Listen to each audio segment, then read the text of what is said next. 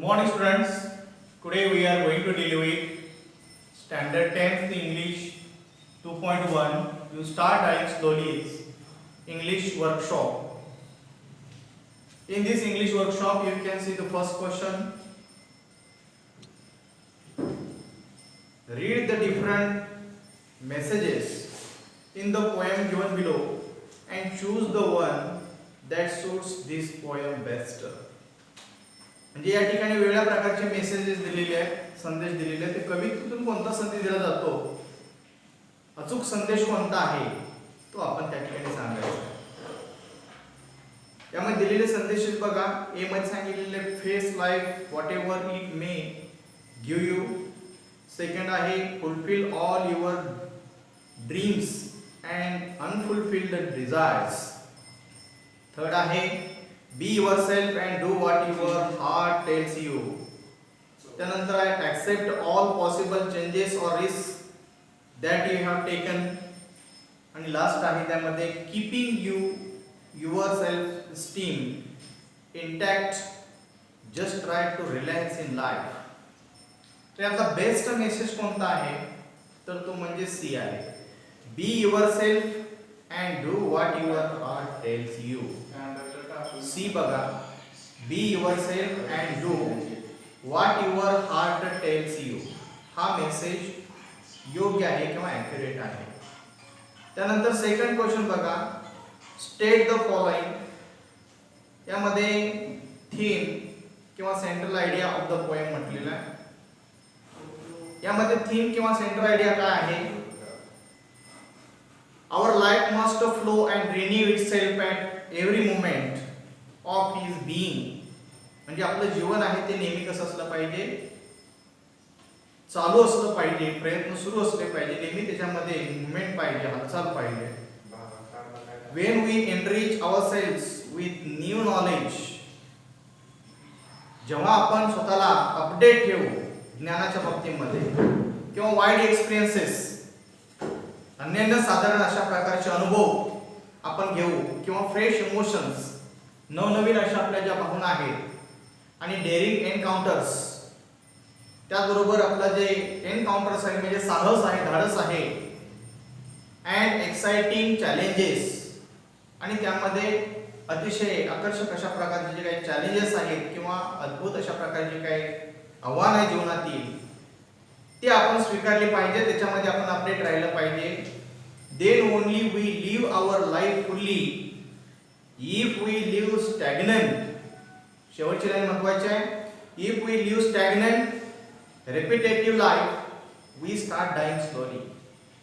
जर आपण आपलं जीवन शांत पद्धतीने किंवा रुटीन पद्धतीने जगू लागलो किंवा आपल्या जीवनामध्ये काही हालचाली झाल्या नाहीत, चेंजेस झाले नाहीत, तर लक्षात ठेवायचं की आपलं जो काही येणारा आनंद आहे किंवा आपलं जे जीवन आहे ते हळूहळू होता नष्ट होत चाललेलं आहे. त्यानंतर सेकंड बी आहे बघा. त्यामध्ये line that provides evidence of the theme. कोणती लाईन आहे की त्या ठिकाणी तो एव्हिडन्स प्रूव्ह करते वरच्या थीमचा, सेंट्रल आयडियाचा. ही लाईन आहे if you do not change your life you start dying slowly. काय ही line. If you do not change your life you start dying slowly. त्यामध्ये सी आहे 3 characteristics from the poem that makes a person dull and uninteresting. तीन अशा गोष्टी, तीन जे काय वैशिष्ट्ये आहेत, ती तीन वैशिष्ट्ये की माणसाला काय बनवतात, मंद, निस्तेज किंवा अनइंटरेस्टिंग म्हणजे निराशाजनक बनवते. ती तीन कॅरेक्टरिस्टिक्स आहेत. Becoming a slave of your habits. Becoming a slave of your habits. दुसरं आहे not going with fresh emotions. Not going with fresh emotions. तीसरा है not facing exciting risky challenges. Not facing exciting risky challenges. त्यानंतर third question आहे pick out 4 adjectives from the poem and write them down with the nouns they describe. 4 adjective लिहायचे, त्याबरोबर त्यांची कोणाबद्दल त्यांनी माहिती सांगलेली आहे त्या नाउनची पण त्या ठिकाणी आपल्याला माहिती सांगायची आहे. म्हणजेच with noun you have to write 4 नामाबरोबर त्याची ऍडजेक्टिव्ह लिहायचे आहेत. पहिला आहे सेम पाथ्स, दुसरा आहे डिफरंट कलर्स, तिसरा आहे ट्रिब्युलंट इमोशन्स आणि चौथा आहे सेन्सिबल ॲडवाइस. त्यानंतर चौथा क्वेश्चन आहे compare the structure of the poem. You start dying slowly to the poem in unit 1, 1.1 or 1.3. To which poem does the structure match. आणि कुठल्या कवितेशी त्या ठिकाणी डिफरन्सेस आहेत स्ट्रक्चर मध्ये, रचनेमध्ये, आणि कुठल्या कवितेशी ही मिळती जुळती कविता आहे ते आपल्याला सांगायचं आहे. तर पहिल्यांदा आपण सांगूया ही कविता कशाची मिळती जुळती आहे. The structure of the poem 1.3 basket full of moonlight is matches with this poem. 1.3 ही कविता जी आहे ती या कवितेच्या मॅसेज बरोबर मिळती जुळती आहे. आणि डिफरन्सेस कुठले आहेत मग. अ टीनएजर्स प्रेयर आणि यू स्टार्ट डाइंग स्लोली मध्ये डिफरन्सेस आहेत. कशामध्ये आहे तर पहिला आहे टीनएजर प्रेयर मध्ये काय आहे, मेट्रिक पोएम आहे, रिदमिक राइम्स आहेत किंवा राइम स्कीम्स यामध्ये आहे. तर यू स्टार्ट डाइंग स्लोली मध्ये फ्री वर्स कविता आहे. There are no rhymes or rhyme schemes. दुसरा आहे narrating teenagers proper teenagers prayer to God. यामध्ये त्या ठिकाणी नॅरेट काय केलेलं आहे कवितेमध्ये टीनएजर्स प्रेयर मध्ये की जी टीनएजर आहे, किशोरवयीन मुलं आहेत, त्यांची देवाला प्रार्थना आहे. आणि याच्यामध्ये यू स्टार्ट डाइंग स्लोली कविता कशी आहे, डायडेटिक पोएम आहे. म्हणजे याच्यामध्ये काहीतरी ऍडवाइस देण्याचा प्रयत्न केलेला. डायडेटिक म्हणजे इम्पार्टिंग ऍडवाइस, काहीतरी सल्ला देण्याचा प्रयत्न केलेला आहे. तिसरा चेंज बघा आहे क्वाटेरियन पोएम आहे टीनएजर्स प्रेयर, म्हणजे a group of 4 lines in stanza. त्याला क्वाटेरियन असं म्हणतात. आणि you start dying slowly Kavita ji आहे different number of lines in stanzas. प्रत्येक स्टांजामध्ये याच्या लाईन वेगवेगळ्या आहेत. चौथा फरक आहे टीनएजर्स प्रेयर मध्ये काय आहे, डिफरंट फिगर ऑफ स्पीच आहेत. आणि यू स्टार्ट डाइंग स्लोली मध्ये mainly repetition in the beginning of each line. प्रत्येक लाईनच्या सुरुवातीला रिपीटेशन आलेलं आहे, म्हणजे रिपीटेशन अलंकार यामध्ये आहे. त्यानंतर क्वेश्चन 8 बघा. क्वेश्चन 5 बघा. 5 काय सांगतोय, what expression is repeated in the poem, how many times, why do you think the poet emphasises it. कुठली लाईन रिपीट झालेली आहे, किती वेळा रिपीट झालेली आहे, त्याच्यातून त्याला काय सांगायचं आहे कवितेमधून कवीला. The expression if you do not is repeated in the poem and it has been repeated for the 12 times in the beginning of the lines in the poem. The poet emphasizes it because he wants to urge strongly to read the poem and stress the things that we should not do. He reminds us every time what we should avoid to do for living good life. त्यानंतरचा question 6 आहे, right the opposite of the following in the form of advice using different words and phrases. खाली दिलेले जे वाक्य आहे त्याला opposite ॲडवाइसेस आपल्याला सांगायचे. पहिला दिलेले आपल्याला बघा, यू डू नॉट ट्रॅव्हल, त्याचं अपोजिट होतं you should travel as much as you can. तशा प्रकारे खालील वाक्य चेंज करायचे आहेत. त्यानंतर दुसरं वाक्य आहे डू नॉट ॲप्रिशिएट युअरसेल्फ, त्याचं काय होईल, यू शुड ॲप्रिशिएट युअरसेल्फ. तिसरं दिलेलं आहे.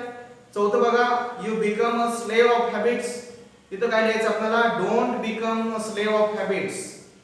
त्यानंतर you refuse to speak to strangers, या ठिकाणी आपल्याला सांगायचं you should speak to strangers.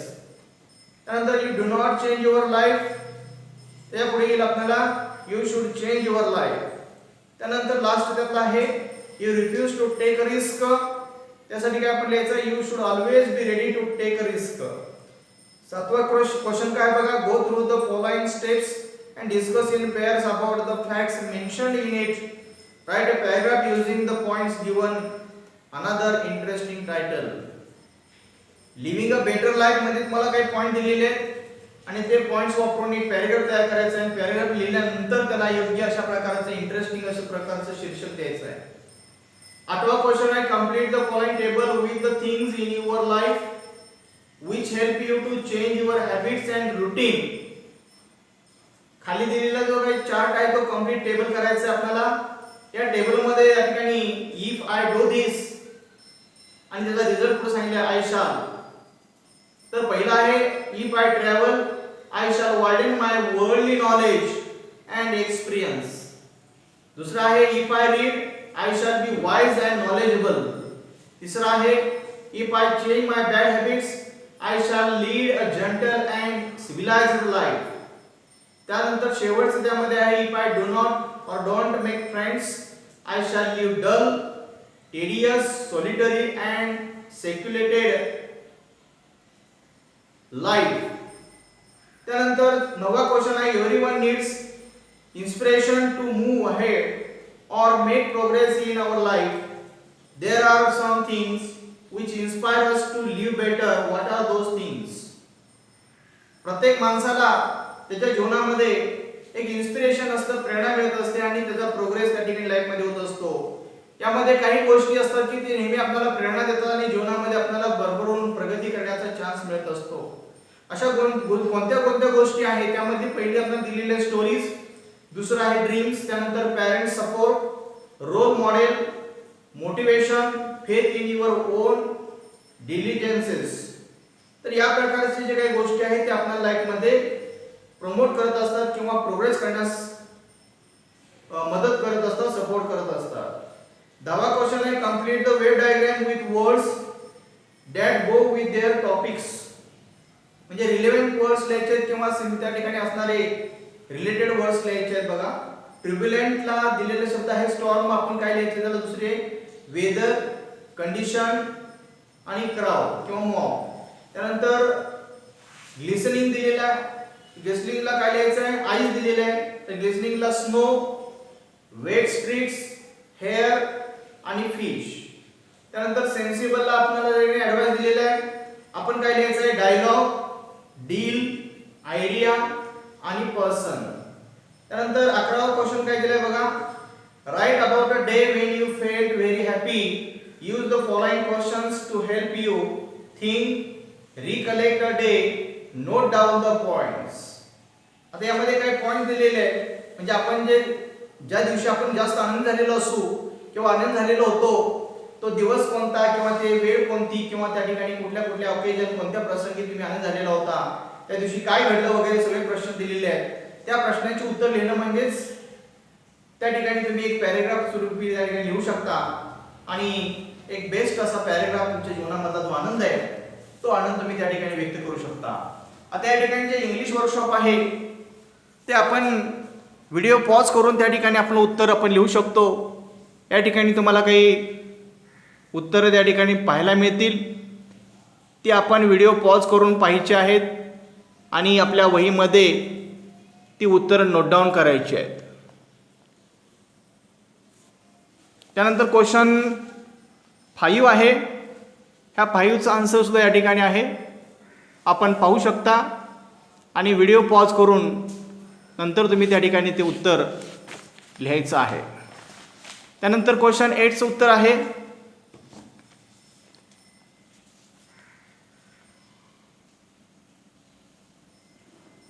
Video pause करा आणि नंतर तुमचं उत्तर त्या ठिकाणी लिहायचं आहे. वहीमध्ये सगळे उत्तर इंग्लिश वर्कशॉप सॉल्व करायचं आहे आणि सॉल्व करून नंतर जेव्हा शाळा सुरू होईल त्यावेळेस त्या ठिकाणी मला दाखवायचं आहे किंवा ज्यांना शक्य नाही त्यांनी आपला होमवर्क मेसेज द्वारे तुम्ही पाठवू शकता व्हॉट्सअपच्या द्वारे.